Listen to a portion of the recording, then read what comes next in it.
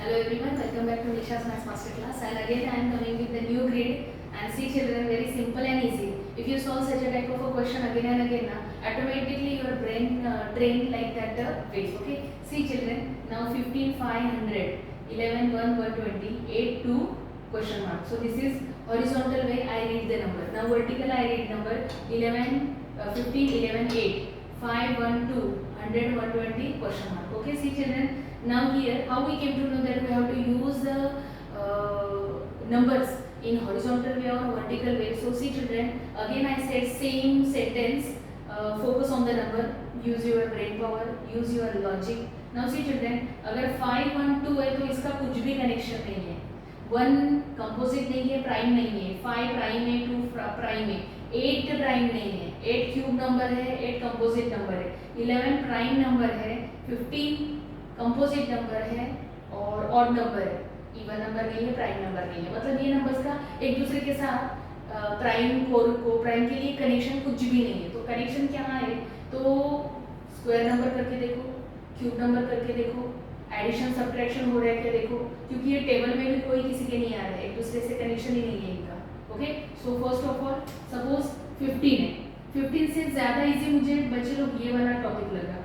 मैं पहले अगर जैसे ही मैंने ये देखा तो मैं पहले ये सॉल्व की. ये कैसे किया देखो, मैंने 11 का स्क्वायर किया जो मुझे पता है 121 है. तो मुझे लगा उसमें से अगर 1 माइनस कर देंगे तो ऑटोमेटिकली 120 आंसर हमें मिल जाएगा. तो ये 1 आंसर आने के लिए या तो ये 1 का स्क्वायर करेंगे तो भी 1 आंसर आएगा, और या तो 1 का क्यूब करेंगे तो भी 1 आंसर आएगा, क्योंकि यहाँ पे मुझे ये 2 क्यूब नंबर दिख रहा है. So I go with cube और square. Okay. So see children, then I will get this one.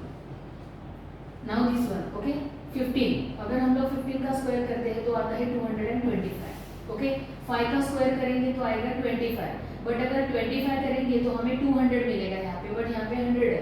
तो हम यहाँ पे अगर जैसे हमने यहाँ पे 1 का क्यूब किया है, तो अगर हम लोग यहाँ पे 5 का क्यूब करेंगे तो 5 5 जा 25, 25 5 जा 125, then I will get 100 here. So this is the correct for this. Okay. So remaining this one. So 8 का स्क्वायर करो 64, देन 2 का क्यूब करो, 2 2 जा 4, 4 2 जा 8, एंड माइनस करो, and then we will get the answer 56. Understand? So simple. आपको use करना है माइंड प्रॉपरली.